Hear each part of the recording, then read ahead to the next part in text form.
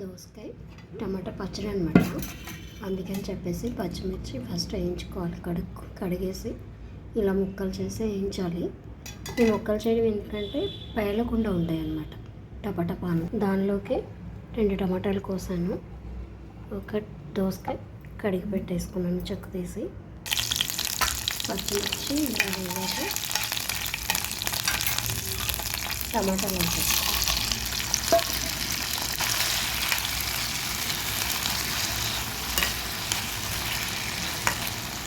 ఇలా చక్కగా ఇలా వేగిపోయిన తర్వాత కొంచెం ఉప్పు వేసుకోవాలి. దీంట్లో సాల్ట్ వేసాను.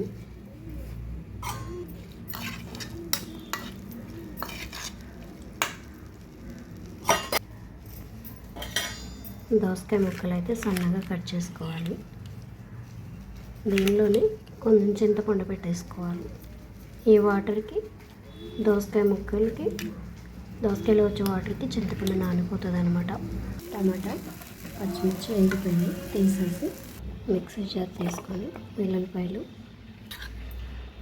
టమాటా, పచ్చిమిర్చి,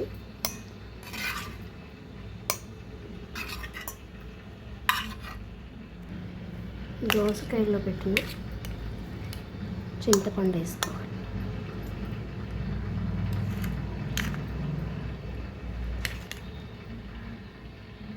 తర్వాత ఒక 4 దోసకాయ ముక్కలు, జీలకర్ర. ఇప్పుడు మిక్సీ వేసేది చూసారా, నలిగింది చక్కగా.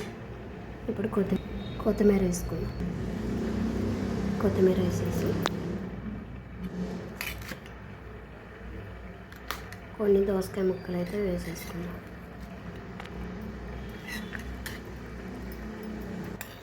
చూసారా, ఇప్పుడు ఏమన్నా దోసకాయలు ఈ పచ్చడి వేసేద్దాం. వేసేసి ఒకసారి కలుపుకుందాం. ఉప్పు సరిపోయిందో లేదో చూసుకొని పోపు చేసుకోవాలి. 2 గరిటెలు నూనె పోసుకొని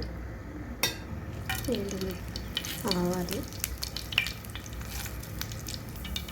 జీలకర్ర,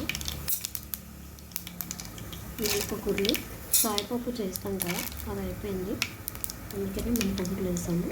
కొంచెం కరివేపాకు, కొంచెం పసుపు,